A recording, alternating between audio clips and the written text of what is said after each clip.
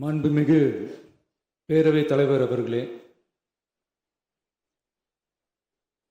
மக்களே மக்களுக்காக மக்களால் நடத்தும் ஆட்சி மக்களாட்சி என்றார் அமெரிக்க முன்னாள் குடியரசுத் தலைவர் திரு ஆப்ரஹாம் லிங்கன்.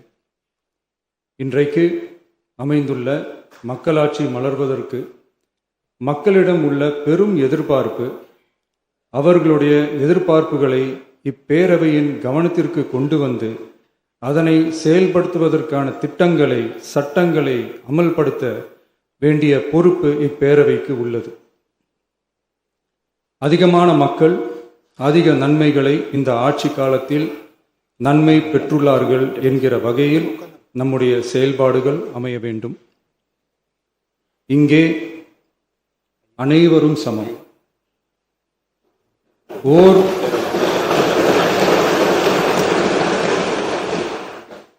ஓர் உறுப்பினரை கொண்ட கட்சிகள் இங்கே இடம் பெற்றிருந்தாலும் அவர்களுடைய கருத்துகளுக்கும் அதிக எண்ணிக்கை பெற்ற தமிழக வெற்றி கழக உறுப்பினர்கள் தெரிவிக்கும் கருத்துகளுக்கும் சமமாகவே மதிப்பளிக்கப்பட்டு நல்லவை ஏற்கப்பட்டு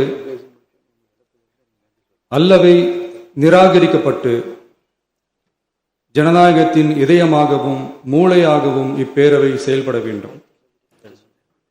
அதற்குரிய வகையில் பெருமை வாய்ந்த வரலாற்று சிறப்பு கொண்ட இப்பேரவையை நடத்தி செல்லும் பண்பை பெற்றுள்ளவரையே தமிழக வெற்றி கழகம் முன்மொழிந்து தாங்கள் இன்றைக்கு இந்த ஆசனத்தில் அமர்ந்துள்ளீர்கள்.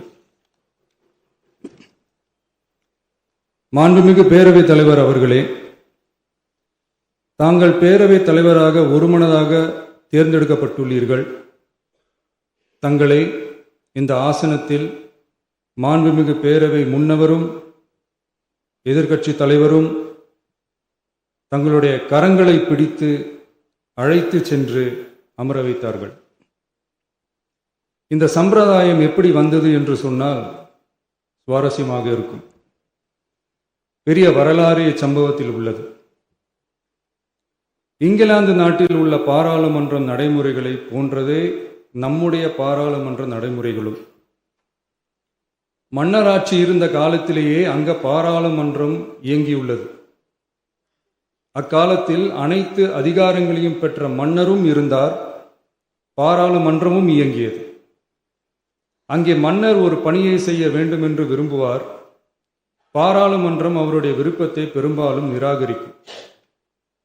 மன்னர் விரும்பிய காரியத்தை பாராளுமன்றம் நிராகரித்து விட்டது என்கிற செய்தியை மன்னருக்கு சொல்ல வேண்டியவர் பாராளுமன்ற தலைவர், ஸ்பீக்கர் என்பார்கள். பாராளுமன்றத்தின் கருத்தை மன்னரிடம் சொல்ல வேண்டியவர் ஸ்பீக்கர். அதற்கு துணிவு வேண்டும். சில பணிகளை செய்வதற்குத்தான் பாராளுமன்றத்தின் அனுமதி வேண்டுமே தவிர அந்த ராஜ்யத்தில் உள்ள எந்த பிரஜைக்கும் மரண தண்டனை விதிக்கும் அதிகாரம் மன்னருக்கு உண்டு. தான் விரும்பியதை பாராளுமன்றம் நிராகரித்து விட்டது என்று சொல்லும் ஸ்பீக்கருக்கு மரண தண்டனை விதிக்கும்படி ஆணையிடுவார். தலையை வெட்டி விடுங்கள் என்று ஆணையிடுவார்கள். இது பலமுறை நடந்ததால் யாருமே இந்த ஸ்பீக்கர் பதவிக்கு வர விரும்ப மாட்டார்கள். எனவே புதிதாக பாராளுமன்றம் அமையும் போது ஸ்பீக்கர் பதவிக்கு ஒருவர் அறிவிக்கப்பட்டவுடன் அவர் உடனே தலை தப்பித்தால் போதும் என்று ஓட்டம் பிடிப்பார். அணை முன்னவரும் எதிர்க்கட்சி தலைவரும் அவரை தடுத்து நிறுத்தி அவர் கைகளை பிடித்து இழுத்து வந்து ஆசனத்தில் அமர வைப்பார்கள். இதுதான் அந்த காலத்தில் இருந்து வந்த மரபு. ஜனநாயக முறை ஏற்பட்ட பிறகும் இம்மரபு தொடர்கிறது. நிச்சயமாக தமிழக வெற்றி கழக உறுப்பினர்கள் அனைவருமே உங்களுக்கு உதவிகரமாகவே இருப்பார்கள் என்கிற வாக்குறுதியை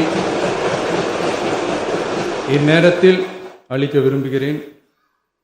பேரவையின் மாண்பையும் கண்ணியத்தையும் பேரவை உறுப்பினர்களின் கண்ணியத்தையும் காக்க வேண்டிய பொறுப்பை உங்களிடத்தில் ஒப்படைத்திருக்கிறார்கள்.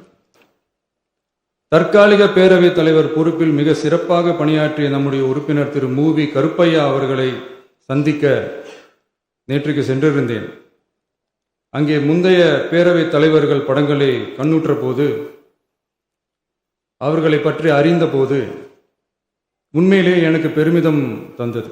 ஏனென்றால் எடுத்துக்காட்டாக விளங்கும் திரு ஜே சிவ சண்முகம் பிள்ளை, டாக்டர் யு கிருஷ்ணராவ், திரு எஸ் செல்லப்பாண்டியன் அவர்களுடைய வரிசையில் மிக சரியான ஒருவரையே நாம் முன்மொழிந்துள்ளோம் என பெருமை அடைந்தேன்.